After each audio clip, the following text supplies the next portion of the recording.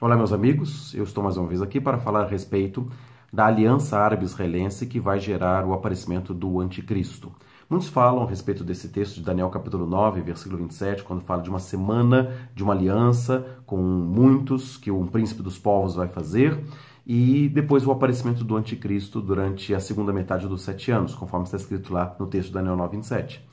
E muitos falam a respeito disso, mas não falam especificamente que aliança é isso e por que existe a necessidade dessa aliança. Por isso, eu falei a respeito da origem do conflito árabe-israelense, desde o Gênesis, quando há um conflito entre a descendência de Abraão por Ismael, que gerou povos árabes, e depois perseguindo então Isaac, que era o filho da descendência da promessa,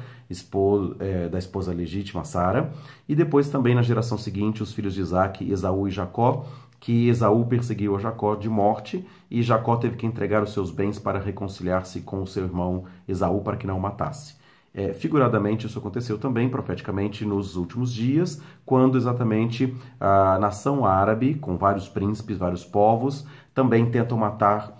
os descendentes de Israel, as 12 tribos de Israel, que estão dispersas desde o ano 70, e eu falei a respeito desse assunto quando, em 1947, houve a ordem da ONU de haver a restauração do reino de Israel, do governo de Israel, ao lado do Estado palestino, com a divisão da cidade de Jerusalém. E isso aconteceu a partir do 14 de maio de 1948, quando o Estado de Israel começou a existir. Eu falei então num outro vídeo a respeito das várias guerras que foram feitas, do contexto contemporâneo de conflito entre os descendentes de Esaú e Jacó,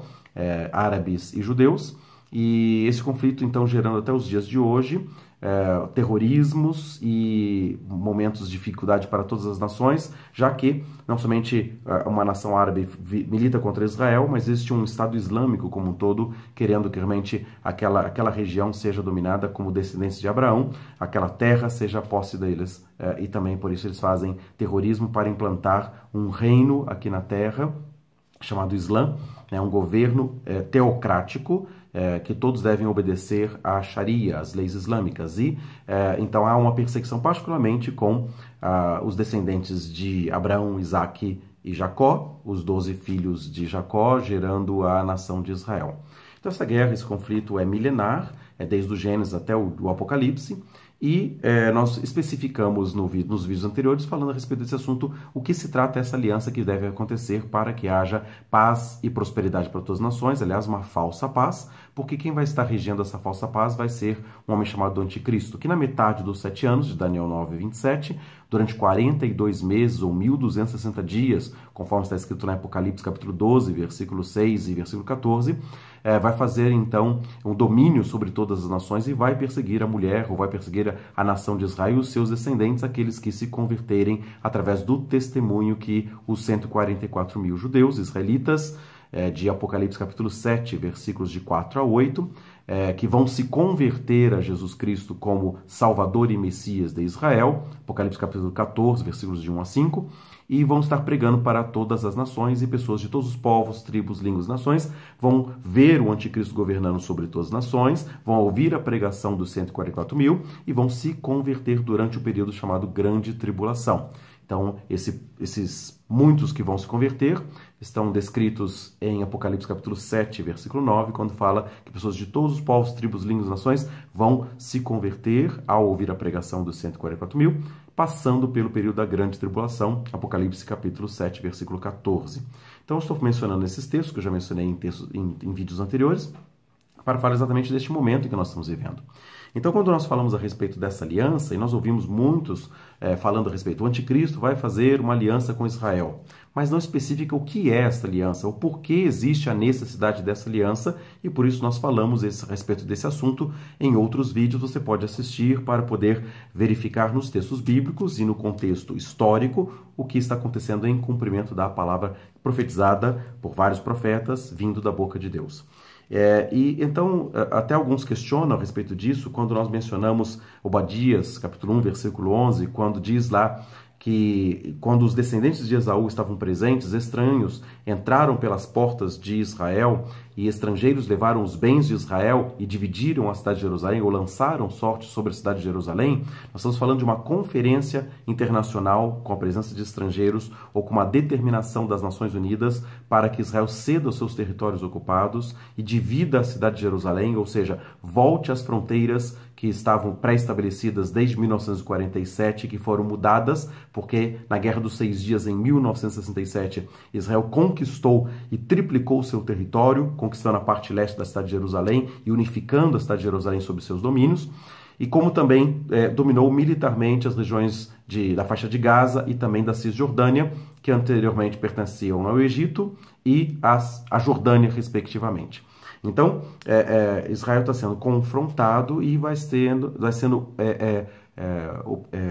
obrigado a devolver os territórios ocupados em troca da paz. É uma política de terra por paz e, particularmente, com uma pressão para que volte aos limites anteriores de 1967, ou seja, com a cidade de Jerusalém dividida.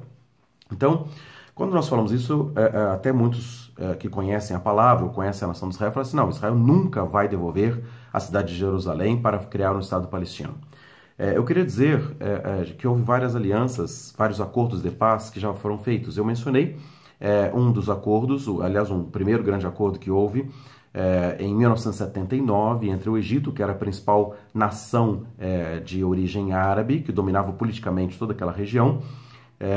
Mencionei a respeito do presidente Anwar Sadat, que a partir de 1967 foi até o parlamento israelense, fez um discurso lá de aproximação e foi unido com o primeiro-ministro Menachem Begin pelo presidente americano Jimmy Carter e fizeram os acordos em Camp David em 1969, quando então Israel devolveu a faixa de Gaza e toda a península do Sinai para o Egito em troca da paz. Desde lá, então, houve essa paz e também, por causa dessa paz e por causa dos radicais que tem dos dois lados, no caso do lado egípcio ou do lado árabe, o presidente Anwar Sadat, presidente do Egito, que fez o acordo em 1979, foi assassinado em 1981. Apesar do seu assassinato, o Egito manteve os acordos de paz e é o país moderado que ainda faz aliança ou acordos com Israel e está mais próximo então da nação de Israel. Da mesma forma, houve um outro grande acordo de paz que foi estabelecido em 1993. Nessa ocasião, quem era o presidente dos Estados Unidos era Bill Clinton, e ele reuniu o primeiro-ministro de Israel, Yitzhak Rabin, com o líder da Organização para a Libertação das Palestinas, Yasser Arafat, que estava promovendo até então atentados terroristas contra Israel. Israel, inclusive, fez uma guerra no Líbano em 1982 para, então, expulsar Yasser Arafat do Líbano, e então, junto com os palestinos que estavam ali na faixa de Gaza e Cisjordânia, passaram a ser pessoas desabrigadas, né? E por isso também houve um conflito de todas as nações confrontando Israel, para que Israel realmente liberasse aqueles territórios militarmente, para que então houvesse um Estado palestino em função daquelas pessoas que estavam ali sem condições humanitárias, inclusive também, por causa da dominação militar de Israel, e eles sem governo, sem um Estado palestino. Então isso gerou uma comoção internacional e uma pressão sobre Israel também. Mas nesse acordo de paz, então, entre Yasser Arafat e Yitzhak Rabin, em 1993, nos Jardins da Casa Branca, isso depois de negociações de muitos anos em Oslo, na Noruega, em que o presidente, o líder do Ministério de Relações Exteriores, Shimon Peres, que depois virou presidente do Estado de Israel também, Shimon Peres fez o acordo com os árabes durante muitos anos lá em Oslo e depois culminou no Jardim da Casa Branca entre os dois líderes, primeiro-ministro de Israel, Yitzhak Rabin, e o líder da OLP, ou da Autoridade Palestina, chamado Yasser Arafat. Aquilo foi, em 1993, a cena do ano, porque depois de muitos anos de conflito entre árabes e israelenses, houve um aperto de mão entre os dois ali, uma cena que foi memorável e foi a cena do ano de 1993. E naquela ocasião eles fizeram um acordo para que houvesse a criação do Estado palestino. Então Israel estaria devolvendo as terras, ou as terras, sim, ocupadas militarmente de Gaza e Cisjordânia, em troca da paz com a autoridade palestina liderada por Yasser Arafat naquela ocasião. E, claro, teriam que negociar também o Estatuto Final de Jerusalém. Se seria a capital do Estado palestino, a capital do Estado de Israel, ou uma capital dividida entre os dois estados, para que então houvesse paz entre ambos os povos. Eles fizeram aquele acordo, e eles fizeram um acordo que deveria durar 7 anos, exatamente como está escrito na profecia de Daniel 9:27, uma aliança que seria estabelecida por uma semana de anos, 7 anos. Eles fizeram aquele acordo, claro, não era a aliança bíblica de Daniel 9:27, mas era prefiguradamente também um princípio de acordo de paz que seria estabelecido progressivamente, devolvendo terras em troca da paz, durariam 7 anos. Então, de 1993 até o ano 2000 seria concretizada essa aliança, e no ano 2000 haveria de existir já o Estado da Palestina e a resolução do Estatuto Final de Jerusalém, de quem seria a capital. Em função deste acordo de paz, que Yitzhak Rabin,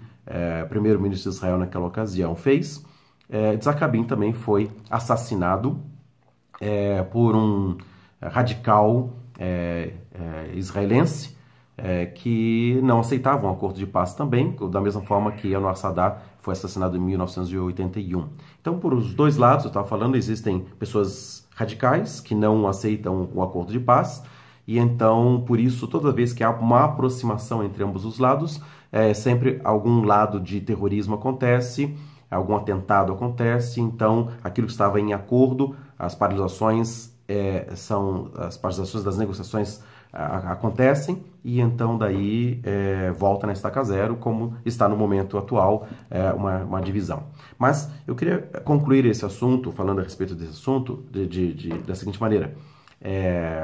Muitas pessoas falam a respeito disso. É impossível que Israel ceda a cidade de Jerusalém. Bom, já cedeu toda a faixa de Gaza e toda a península do Sinai em 1981. Devolveu também várias cidades importantes, como a cidade de Jericó. Ali a autoridade palestina está tendo a sua sede, tá? Então Yasser Arafat entrou em Jericó, que é uma cidade importante também para Israel, uma cidade histórica, uma cidade mais antiga do mundo, e que então foi devolvida para os árabes por parte de Israel. A cidade de Hebron foi devolvida também. A cidade da tumba dos patriarcas, Abraão, Isaac e Jacó, estão enterrados na cidade de Hebron. Ali Abraão comprou a sepultura da sua esposa Sara, ali ele foi enterrado, e ali também seus filhos foram enterrados. Então é uma cidade de grande valor histórico, e anos mais tarde, o primeiro-ministro da ocasião, e agora de novo o primeiro-ministro, Benjamin Netanyahu, fez um acordo também com Yasser Arafat, da autoridade palestina, e devolveu 80% da cidade de Hebron para a autoridade palestina reger aquela cidade. Então, são devoluções históricas, e essa muito simbólica da cidade de Hebron, especialmente por causa da tumba dos patriarcas, que então espantou os negociadores ou qualquer analista político internacional que jamais imaginaria que Israel devolveria. E, por fim, o que aconteceu também, quando houve o acordo, em 1993 até o ano 2000, um acordo de 7 anos para que criasse o Estado palestino. Claro que todo esse processo de 93 até 2000 não aconteceu nada de evolução política, no sentido de devolução de terras ou de acordos de paz. Continuou havendo atentados terroristas e continuou as dominações militares de Israel sobre os territórios ocupados em guerra, como eu mencionei num outro vídeo. Então, mas chegou no ano 2000, era o último ano do governo de Bill Clinton, e ele queria sair com uma imagem positiva, como se fosse o pacificador, ou que tivesse terminado com um conflito histórico milenar entre árabes e judeus. Então, no ano 2000, o Bill Clinton reuniu também o próprio Yasser Arafat, que fez o acordo em 93 com Yitzhak Rabin. Agora, no ano 2000, Yasser Arafat reuniu-se com o primeiro-ministro de Israel, na ocasião chamado Ehud Barak, que era um militar e que também ajudou Israel a conquistar vários territórios em guerra, e que então, como primeiro-ministro no ano 2000, foi fazer então os acordos finais, porque fechava-se os 7 anos de acordo de 93 e eles tinham que fazer uma resolução ali. Então, naquela ocasião, Ehud Barak, primeiro-ministro de Israel, cedeu vários territórios para a autoridade palestina criar o seu Estado palestino, e Ehud Barak, primeiro-ministro de Israel, aceitou a divisão da cidade de Jerusalém. Foi a primeira vez na história de Israel em que um primeiro-ministro, um líder político, teve essa decisão e abriu mão da metade conquistada na Guerra dos 6 Dias em 1967. Então foi um fato absolutamente histórico e absurdo do ponto de vista lógico que Israel cedesse a sua cidade sagrada, cidade de Jerusalém. Então esse acordo ia ser feito, já estavam todas as coisas pré-ordenadas, já estavam arquitetadas durante esses anos, e o que aconteceu é que Yasser Arafat, da autoridade palestina, não aceitou o acordo porque ele queria um território maior do que aquilo que estava sendo oferecido por Israel. Então, o problema da aliança que não foi estabelecida não foi nem por parte de Israel, mas por parte dos árabes. Então, estamos falando de uma situação absolutamente inédita e que não aconteceu, porque exatamente nem em 93 era a aliança bíblica de Daniel 9:27 e nem no ano 2000 também era o cumprimento daquela aliança. Na verdade, ela estava sendo estabelecida através de um presidente, o Bill Clinton, que foi o mesmo que promoveu em 93 e agora também no ano 2000 promoveu esse acordo de paz, essa aproximação entre árabes e israelenses, mas não era exatamente o acordo de paz que estava determinado e escrito na Bíblia. Ali fala de estrangeiros, Obadias 1:11, estrangeiros diversos, as Nações Unidas que estão ali entrando pelas portas de Israel e entregando os bens de Israel para os povos árabes, os descendentes de Edom, como também lançando sorte sobre a cidade de Jerusalém. Então, quando nós falamos a respeito desse assunto, nós estamos apresentando fatos desta aliança, e muitas pessoas, assim, passam desapercebidas e não dão atenção para esse Estado de Palestina e Israel, esses conflitos que estão acontecendo.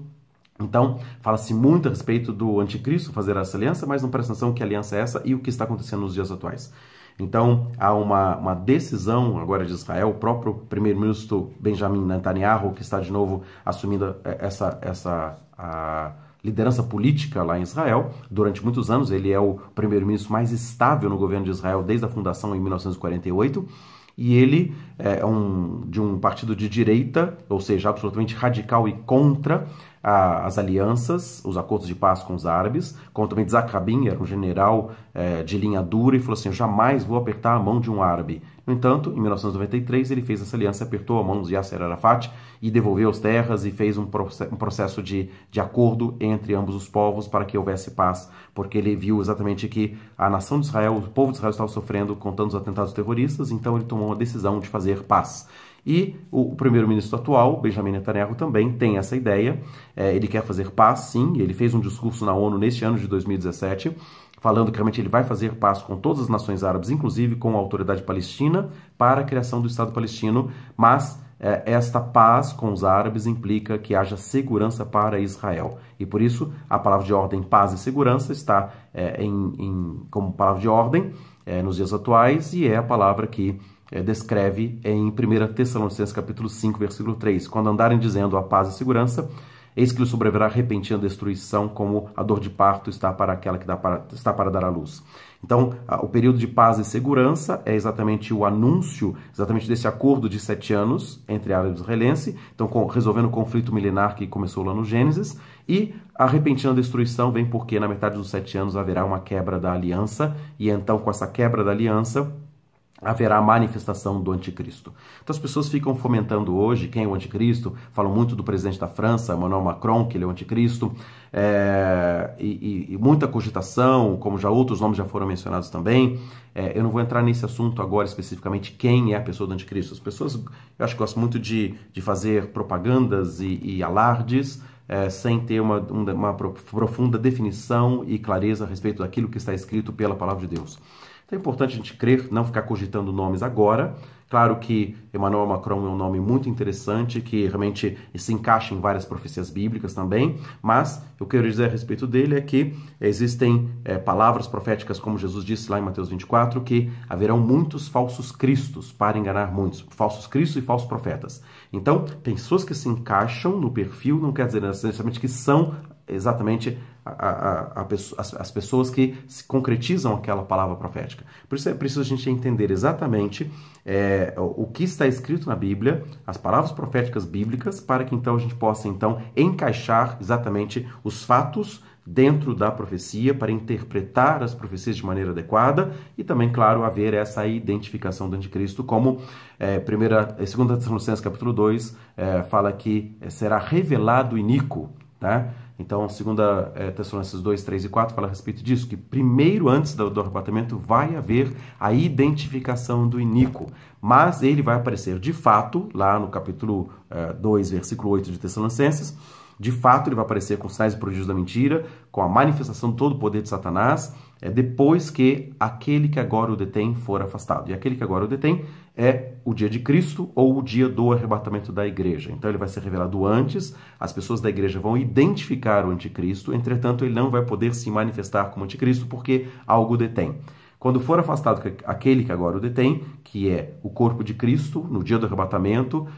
que é o que está falando lá em 2 Tessalonicenses capítulo 2, versículo 1, quanto a vinda do nosso Senhor Jesus, que é a nossa reunião com Ele, que é o nosso encontro entre nuvens, que está em 1 Tessalonicenses capítulo 4, 16 e 17, o arrebatamento da igreja, quando houver esse afastamento da igreja, do corpo de Cristo, então, de fato, será revelado o iníquo a quem o Senhor Jesus Cristo matará com o sopro de sua boca e o destruirá pela manifestação da sua vinda, 2 Tessalonicenses capítulo 2, versículo 8.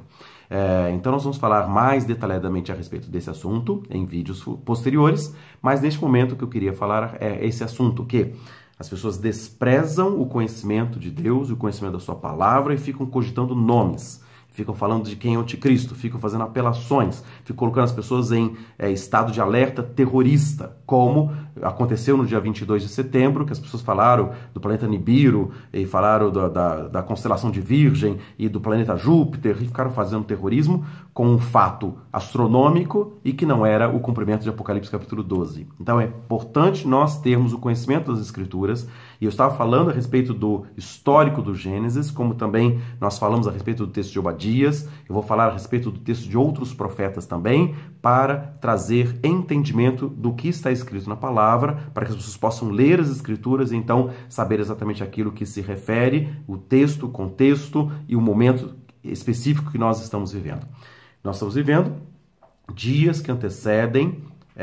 a aliança que vai ser estabelecida entre árabes e israelenses. Conflitos de guerra, conflitos de morte, primeiros ministros, presidente do Egito, outras pessoas que se aproximaram para fazer paz, foram inclusive assassinadas pelos radicais de ambos os lados, mas existe uma aliança que vai se concretizar. Existe uma divisão da cidade de Jerusalém que vai acontecer, porque a palavra de Deus diz em Obadias 1:11 que vão lançar sorte sobre a cidade de Jerusalém. Isso já aconteceu como um fato histórico, como eu mencionei, lá no ano 2000. Ehud Barak, primeiro Israel, já entregou a cidade de Jerusalém em acordo, que não foi aceito por a parte árabe, porque eles queriam mais territórios, dominar mais sobre o Estado de Israel para estabelecer esse Estado da Palestina. Então, nós estamos falando a respeito desses assuntos, mostrando contextos históricos e a história contemporânea que estão antevendo e estão caminhando para o cumprimento dessa palavra profética que nós vamos ver cumprir nos próximos dias, meses ou anos. Mas o fato que não sabemos o dia e a hora, o fato que nós sabemos é que existe uma palavra que vai ser cumprida e por isso nós estamos trazendo o alerta para as pessoas não se iludirem com muitas cogitações, com muitos falatórios, mas se atenham ao conhecimento da palavra, então se posicionem de maneira adequada dentro do conhecimento que está escrito na palavra e então possam entender os tempos e as épocas em que o Senhor determinou para acontecer e que está breve para acontecer nos próximos dias. Então, que Deus dê esclarecimento, iluminação no entendimento da palavra, para que você possa ver as Escrituras, examinar as Escrituras, e então a ver se há procedência daquilo que está sendo falado, e então ficar com aquilo que está escrito, porque certamente a palavra de Deus vai se cumprir. Que Deus te abençoe, com graça, com sabedoria, e nós vamos continuar falando com mais detalhes a respeito desses assuntos, aprofundando o conhecimento da palavra nos próximos vídeos. Um grande abraço a todos e que Deus abençoe.